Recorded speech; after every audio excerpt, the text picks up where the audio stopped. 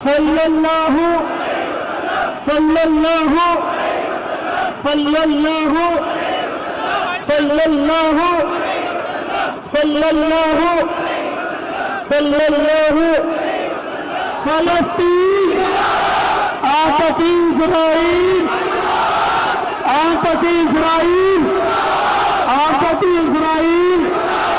फलस्तीन में इजराइल की तरफ से जो बच्चों का कत्ल हुआ है और खासकर अस्पताल के ऊपर परसों जो हमला करके 500 लोगों को मारा।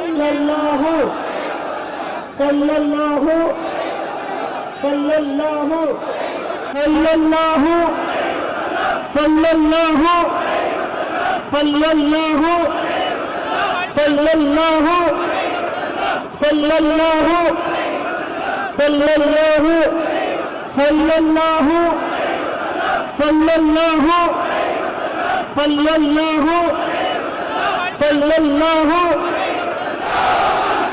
बच्चों का कत्ल बंद करो।